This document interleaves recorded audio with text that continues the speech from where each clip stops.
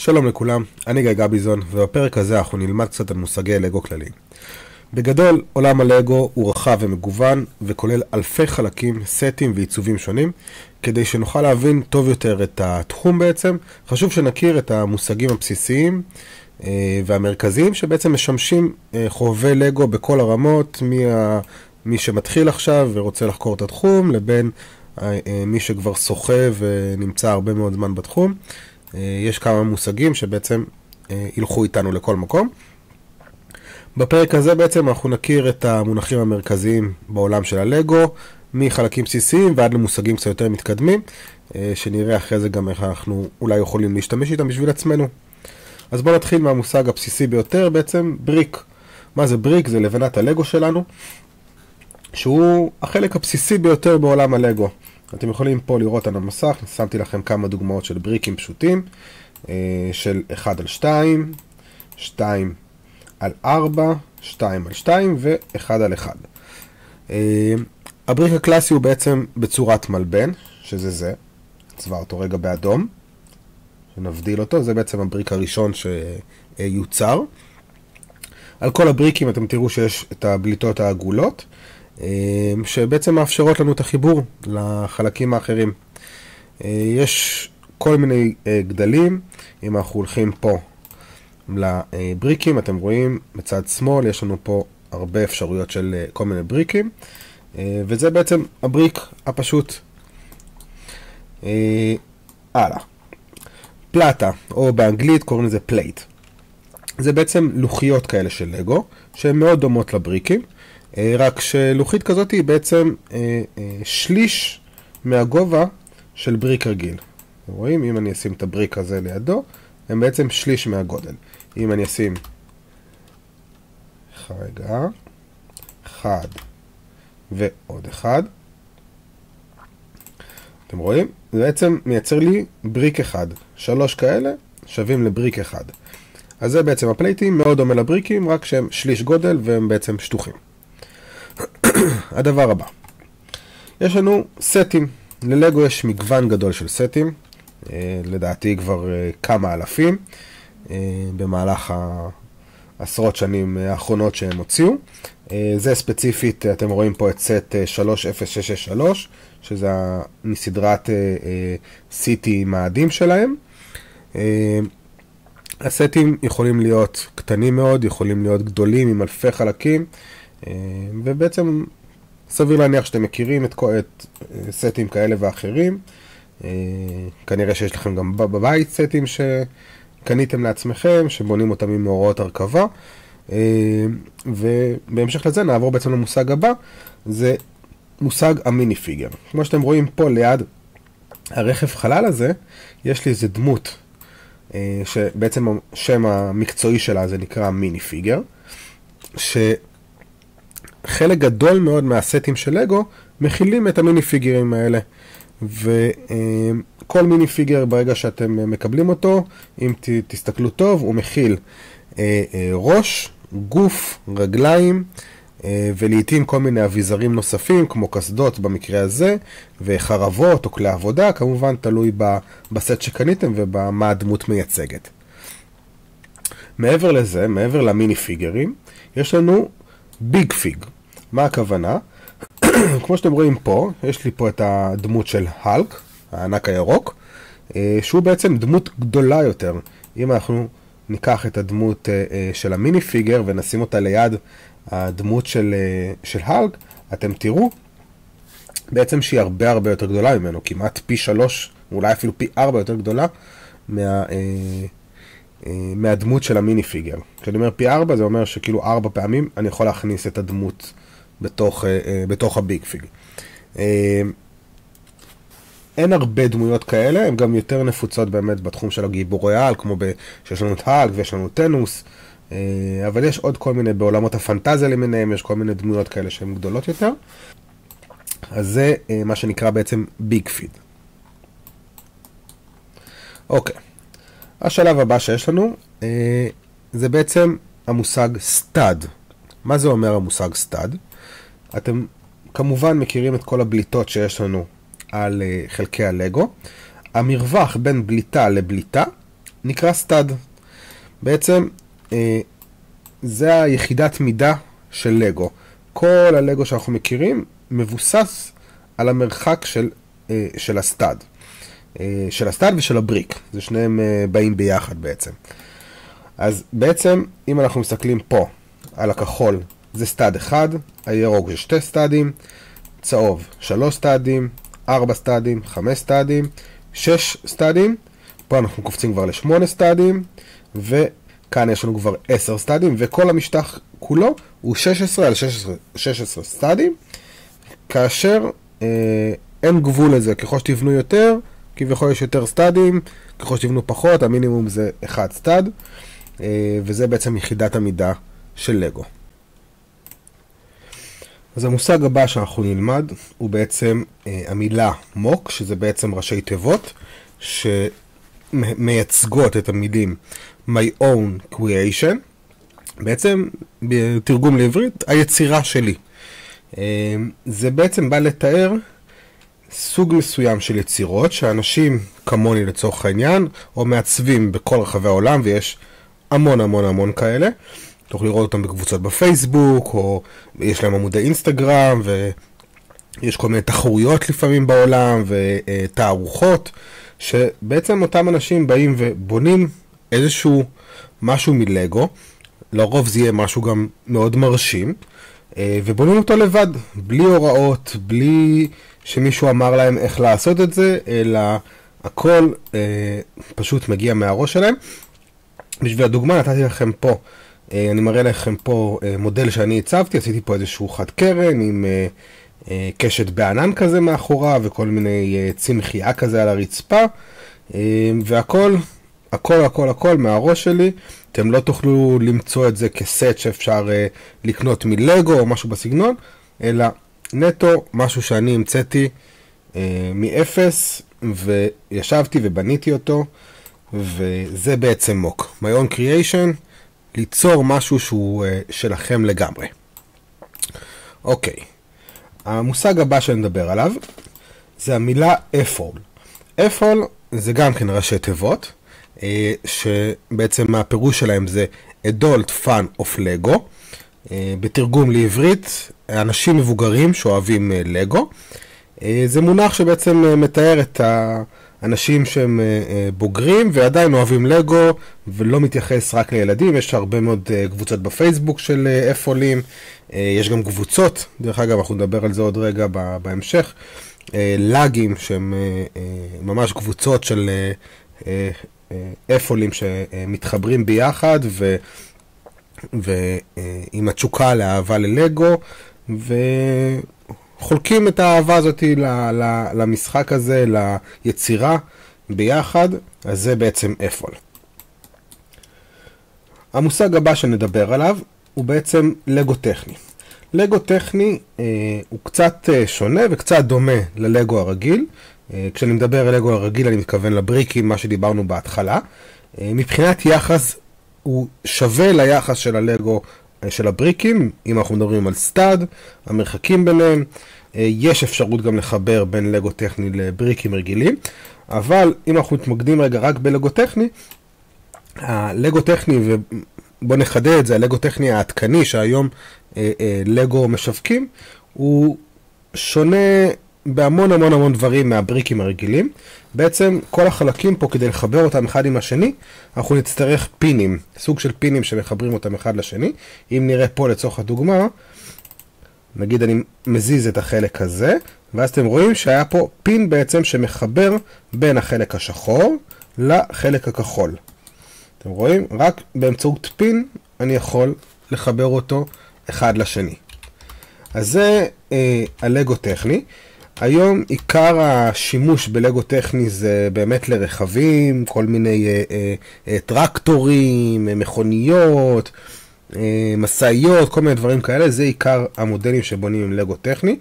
יצא לי כבר לראות גם אנשים שמשתמשים בזה לכל מיני עיצוב של בניינים, ומשתמשים עם זה גם ליצור חיות ורובוטים כמובן. גם פה כאילו הדמיון או הגבול שלכם, כמו בבריקים רגילים, אתם יכולים לבנות איתם הכל, גם פה אפשר לבנות באמת כל מה שעולה בדמיון, כמובן במגבלות שללגו טכני יש, לעומת הבריקים הרגילים, ואם אתם מאוד חזקים בלגו, אתם גם תדעו איך לשלב את שתי הטכניקות, גם של הלגו טכני וגם של הבריקים הרגילים, איך לשלב אותם ביחד במודל אחד. זה יכול לייצר דברים נפלאים. אז זה בעצם לגו טכני. המושג הבא שנדבר עליו זה בנייה אלטרנטיבית. אני עדיין נשאר על המודל הזה, כי בעצם המודל הזה הוא בנייה אלטרנטיבית לסט 42095. שמי שמכיר את הסט הזה, זה סט של מין גם איזשהו כלי רכב כזה, שיש לו שתי זחלים כזה כמו של טנק, ובעצם אני לקחתי את המודל המקורי, שלגו ייצרו ולגו החליטו איך הוא ייראה, פירקתי אותו לחלקים לגורמים, ובניתי מחדש מכונית. מה שאתם רואים פה, את המכונית הזאת, בעצם זה אני המצאתי אותה, על בסיס החלקים של הסט 42095. אתם יכולים לעשות גוגל ולחפש ולראות איך הסט המקורי נראה. אז בעצם בנייה אלטרנטיבית זה גם מושג שחשוב לנו לדעת, כי יש הרבה מאוד מעצבים שההתמחות שלהם זה לייצר בניות אלטרנטיביות, שכשאנחנו נפגשים במושג הזה, זה בעצם אומר שאותו מעצב לקח סט מסוים, או לפעמים לקח יותר מסט 1, 2, 3, חיבר אותם ביחד, והשתמש אך ורק בחלקים של אותו סט או סטים, כדי לבנות משהו חדש. זה בעצם בנייה אלטרנטיבית. אוקיי. המושג הבא נקרא בניינים מודולריים, או מודולר בילדינג באנגלית. בניינים מודולריים זה סדרה של לגו. מה שאתם רואים פה זה מוק שאני עשיתי, שהוא גם כן בניין מודולרי, שהרעיון בבניינים המודולריים זה שהם יכולים להתחבר אחד לשני. אם נתקרב רגע פה, אתם תראו, אתם רואים שיש פה שתי חורים, וגם פה יש שתי חורים. אנחנו בעצם יכולים להכניס ספינים לתוך החורים האלה, ולקחת, נעשה רגע, נראה לכם איך זה יכול להיראות. נגיד יש לי פה עכשיו עוד בית, אני יכול ממש לקחת אותו, נשים את שתיהם ככה רגע, ואם אני אקח פה את הפין מהטכני, נחבר אותו פה, ונחבר אותו פה, וניקח את כל הבניין הזה, ונחבר אותו, ויש לנו שתי בניינים שמחוברים אחד לשני, ויוצרים בעצם ממש תוואי של עיר. כמובן שכשאנחנו נעשה את זה, אנחנו נרצה להשתמש עם כל מיני בניינים שונים, ולא עם אותו בניין, והבניינים המודולריים בעצם סדרה של לגו מייצרת, שניתן לחבר אותם אחת לשנייה לעיר ממש שלמה, ואתם יכולים ככה לבנות עיר. וכשאנחנו מדברים על בית מודולרי, הרעיון הוא בעצם שיכול להתחבר לעוד בתים. כמובן, כמו שאני עשיתי פה, אתם יכולים גם להמציא את הבתים משלכם. הרעיון הוא תמיד אבל להשאיר את החיבורים פה למטה, כדי שיהיה אפשר לחבר אותו לעוד בתים אחרים. אז זה מה שנקרא מודולר בילדינג. אוקיי. המושג הבא שנדבר עליו הוא בעצם מילס. מילס, M-I-L-S, זה גם כן ראשי תיבות, אז אם נפרק את זה רגע, זה נקרא Modular Integration Landscaping System. בתרגום לעברית, זה משטח שהוא מודולרי, יכול להתחבר למשטחים אחרים. מה הכוונה? פה אתם רואים מילס מסוג שאני משתמש איתו, יש כל מיני חיבורים, כל אחד יכול להשתמש בחיבור שמתאים לו. אני ספציפית אוהב לשים את החיבורים באמצע הפלייט. כמו שאתם רואים פה, יש לי 3 חיבורים בכל צד. אתם רואים? שבעצם, אם אני לוקח עוד משטח כזה, אני יכול לחבר אותם אחד לשני בצורה שבעצם הם הופכים למשהו יותר גדול ביחד. כל הרעיון במילס זה שאנחנו יכולים לבנות בשכבות. אנחנו כל פעם בונים איזשהו בסיס מסוים, שמים עליו את מה שאנחנו רוצים, ואז מחברים אותו למשהו יותר גדול. זה בעצם המושג מילס. עכשיו, אם נסתכל על שתי העיצובים האלה ביחד, נעבור למושג הבא שלנו שנקרא מיניפיג סקייל. בעצם התאמה למיני פיגרים. מה זה אומר? קנה מידה של מיני פיגר, אתם רואים פה שבתוך העיצוב על האי יש לי פה שתי דמויות. כל מה שנמצא פה על האי הוא בסדר גודל כמו של מיני פיגר. אם עכשיו הוא היה בן אדם אמיתי, אז העץ הזה הוא בערך בגובה שמתאים לקנה מידה של אותה דמות. גם הסירה פה, גם התיבת אוצר, ומה שהוא מחזיק ביד, וגם הסרטן. כל הדברים פה הם יחסית בקנה מידה של מיני פיגר. רוב הסטים שיש בהם דמויות, הם לרוב יהיו מותאמים כמובן לגודל של מיני פיגר. אחרת זה קצת מאבד את העניין, למה לשים מיני פיגר אם זה לא מותאם. אבל יש גם הרבה מודלים שהם לא מותאמים. כמו לצורך העניין המכונית פה, היא לא מותאמת למיני פיגר, היא הרבה יותר גדולה אין קשר בינה לבין מיני פיגר. גם החד קרן שבניתי פה, הוא יחסית יותר גדול ממיני פיגר. המטרה שלו פה היה יותר לתת את הדגש לחד קרן, ולא למשחק עם דמויות מיני פיגר. אז בעצם, אם תראו פה, גם הבית, גם אם ניכנס פה בתוך הבית קפה, כל הכיסאות, כל הדברים שיש לנו פה, הם כולם מתאימים לגודל של מיני פיגר. אני ממש יכול להושיב בכל כיסא מיני פיגר, וגם מאחורי הדלפק, לשים איזשהו ברמן או משהו בסגנון. הכל בעצם מתאים למיני פיגר, ושתי העיצובים האלה הם ממש דוגמה טובה לקנה מידה של מיני פיג סקייל. המושג הבא שלנו זה לג, או בתרגום גם כן, כמו שאתם מבינים, זה ראשי תיבות. התרגום של זה לגו יוזר גרופ, בעברית, קבוצה של חובבי לגו, או יותר נכון קבוצה של משתמשי לגו. לג, גם בישראל דרך אגב יש לג, מי שרוצה יכול לחפש את ישראל לג, אני חלק מהקבוצה דרך אגב. אם אתם בני 18 פלוס, תדעו שאתם יכולים להצטרף לקבוצה גם כן. בעצם זה קהילות של חובבי לגו שמתכנסות כדי לחלוק ידע. אנחנו עושים הרבה פעילויות, אנחנו מדברים, כיף לנו, עושים מדי פעם הרצאות ביחד, אנחנו בונים, אנחנו מציגים את היצירות שלנו אחד לשני, וכמובן מדי פעם אנחנו גם עושים אירועים ותערוכות. זה בעצם חלק מהפעילויות של הלג. יש לגים בכל העולם, פה בישראל כרגע, נכון להקלטה הזאת יש לג אחד, אבל יש במדינות, לצורך ארצות הברית, יש בכל מדינה, ולפעמים זה גם בכל עיר, וכמויות מאוד גדולות של לגים. וזה בעצם המושג לג, קבוצת משתמשי לגו, או באנגלית לגו יוזר גרופ. אוקיי, השלב הבא, זה, אנחנו נדבר רגע על טכניקות בנייה לא חוקיות, illegal building technique. יכול שנתקלתם בזה או שתתקלו בזה בעתיד, שיגידו לכם שמה שבניתם הוא לא חוקי. מה זה לא חוקי?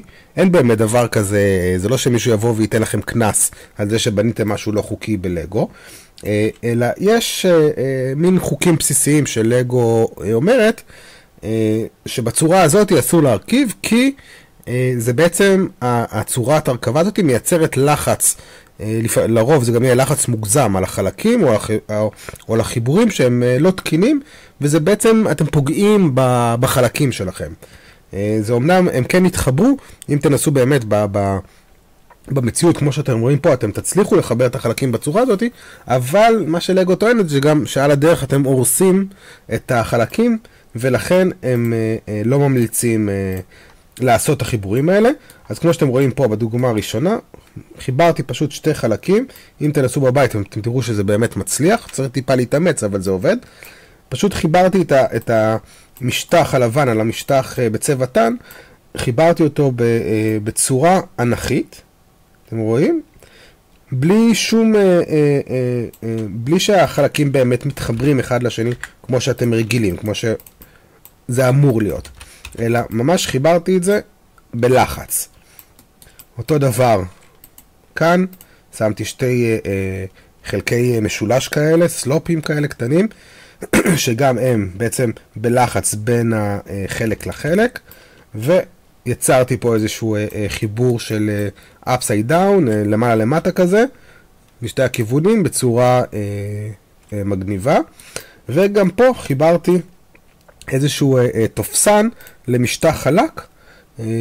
גם כן, זה נחשב לבנייה לא חוקית, כי בעצם זה לא אמור לתפוס את הדבר הזה. וגם אתם תראו שאם תחברו את זה אחד לשני במציאות, התפיסה היא לא בדיוק טובה והיא מאוד חלשה, אבל זה כביכול בניות לא חוקיות. אז זה כמה דוגמאות לבניות שהן לא חוקיות. יש עוד הרבה אפשרויות והרבה מאוד דברים שאנשים עושים. אם תראו כל מיני מוקים, הרבה פעמים במוקים מאוד מאוד מאוד מרשימים, יש מדי פעם בניות לא חוקיות, כי בעצם באמצעות החיבור המסוים הזה שכביכול אסור לעשות, לפעמים הוא מייצר לנו איזשהו משהו שלא יכולנו לעשות אותו בשום דרך אחרת, ולפעמים כן נרצה בכל זאת לעשות את זה כדי לייצר איזשהו עיצוב מאוד יפה, איזה משהו שבעצם נותן לנו אווירה קצת אחרת ממה שאנחנו רגילים. אוקיי. המושג הבא נקרא NPU. מה זה אומר NPU? גם כן ראשי תיבות. זה ראשי תיבות של המילים Nice Part Usage. מה הכוונה ב-Nice Part Usage? כלומר, שימוש יצירתי בחלקים שלנו. לקחתי בכוונה את הסט של ה-A-frame, של הבית כפרי נקרא לזה, שהוא בצורה של האות A, בגלל זה הוא נקרא A-frame cabin. אם תשימו לב, בסט הזה, המעצבים של לגו לקחו את החלק הזה, שהוא בכלל פטיש, שכפלו אותו הרבה מאוד פעמים, והפכו אותו לקיר, ממש קיר לבנים, שכולו עשוי מפטישים. כמובן שאם הייתם רואים את הפטיש הזה, הדבר הראשון שהיה הולך לכם לראש זה בוא נבנה ממנו קיר? לא. הדבר הראשון שהיה הולך לכם לראש זה בוא נשים אותו ביד של הדמות של המיני פיגר של תור. בוא נבנה איזשהו נפח, איזה נפחייה, וזה יהיה הפטיש של הנפח. זה מה שעושים עם פטיש לרוב, או נגר שיש לו פטיש בנגרייה שלו. זה לרוב מה שהיינו חושבים שאנחנו רוצים לעשות עם הפטיש. אבל עצם השימוש של הפטיש, להפוך אותו לקיר, החשיבה על זה היא חשיבה מאוד יצירתית. והדבר הזה, ברגע שאתם לוקחים חלק מסוים, שעל פניו הוא מותאם למשהו אחד, אבל אתם מצליחים לחשוב עליו ולהתאים אותו למשהו אחר, החשיבה היצירתית הזאת נקראת NPU.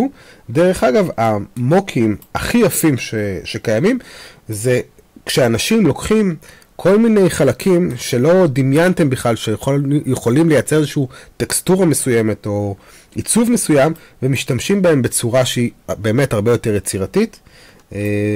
ממליץ לכם מאוד לחקור את הנושא ולהכיר את החלקים, ובעצם זה שאתם מכירים את החלקים, לחשוב איזה דברים אתם יכולים לעשות איתם שהם מחוץ לקופסה, שהם יצירתיים, וליצור איתם דברים חדשים שאף אחד לא חשב עליהם לפני. זה דברים שיכולים מאוד לגרום למי שרואה את היצירה שלכם להגיד, וואו, זה יפה. אז זה בעצם היה NPU. עד כאן כל המושגים, חלקם מושגים בסיסיים, חלקם קצת מושגים יותר מתקדמים, שאנחנו בעצם מדברים בלגו. כמובן שאם נתקלתם בעוד כל מיני מושגים שאתם רוצים לדעת ולא דיברתי עליהם ומעניין אתכם, אתם תמיד יכולים לשלוח לי הודעה בפרטי או לרשום בתגובות, ואני אשתדל מאוד לענות לכם ולתת לכם תשובה של מה המושג שמעניין אתכם ושאתם רוצים להבין מה הוא אומר. וזהו, מקווה שהחכמתם בפרק הזה, ונפגוש אתכם בפרק הבא. בהזדמנות הזאת אני גם רוצה לנצל את הזמן ולהגיד לכם שאני אשמח מאוד שתפיצו את הסרטונים ואת הערוץ שלי ותעשו גם עוקב אם לא עשיתם עד עכשיו, ושאם יש לכם חברים שאוהבים גם כן לגו, אז תפיצו את התכנים שלי אליהם, זה מאוד מאוד יעזור לי. זהו, נתראה בפרק הבא.